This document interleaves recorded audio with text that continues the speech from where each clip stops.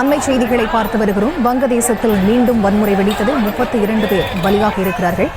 வங்கதேச பிரதமர் ஷேக் ஹசீனா பதவி விலக கோரி நடந்த போராட்டம் அங்கு வன்முறையாக வெடித்தது. 32 பேர் பலியாக இருப்பதாக அண்மை செய்திகளை பார்த்து வருகிறோம்.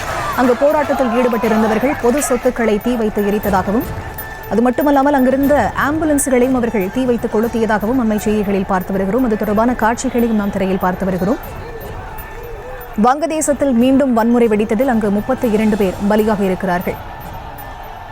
வங்கதேச பிரதமர் ஷேக் ஹசீனா பதவி விலக கோரி நடந்த போராட்டமானது வன்முறையாக வெடித்திருக்கிறது. இந்த வன்முறையில் 32 பேர் தற்போது வரை பலியாக இருப்பதாக அண்மை செய்திகளை பார்த்து வருகிறோம். போராட்டத்தில் ஈடுபட்டவர்கள் அங்கிருந்த பொது சொத்துக்களையும் ஆம்புலன்ஸுகளையும் தீ வைத்து எரித்திருக்கிறார்கள், அடித்து நொறுக்கியிருக்கிறார்கள் ஆம்புலன்ஸை. அது தொடர்பான காட்சிகளை பார்த்து வருகிறோம்.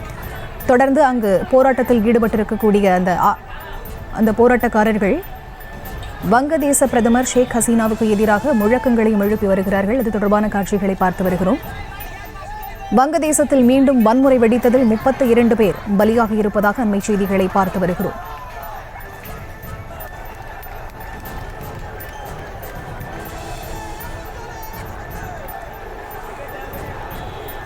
இது தொடர்பான முழுமையான விவரங்களை தர இணைகிறார் எமது செய்தி உதவி ஆசிரியர் சந்தோஷ் ராம். அவரிடம் பேசலாம். வணக்கம் சார், விவரங்களை நீங்க சொல்லுங்க.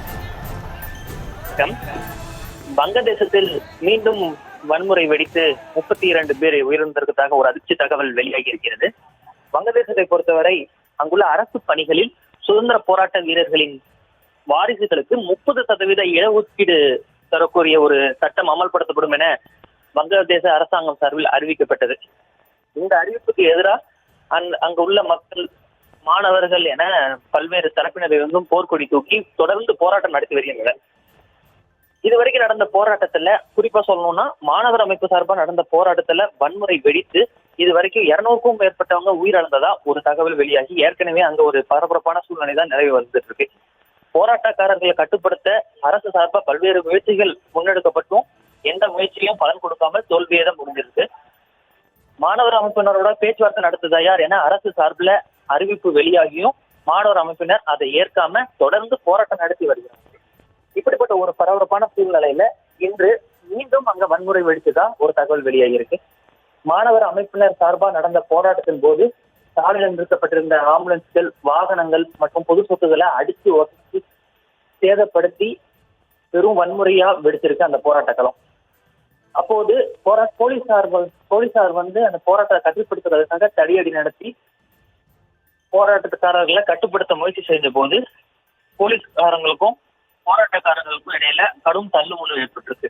இந்த வன்முறை சம்பவத்துல கிட்டத்தட்ட 32 பேர் உயிரிழந்திருக்கிறதா ஒரு தகவல் வெளியாகி இருக்கு. இதனால் வங்கதேசத்துல மீண்டும் ஒரு பதற்றமான சூழ்நிலை ஏற்பட்டிருக்கு.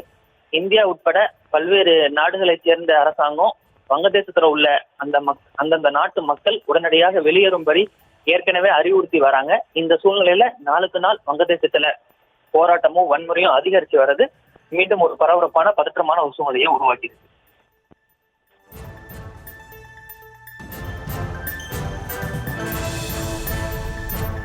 விவரங்களுக்கு நன்றி சார்.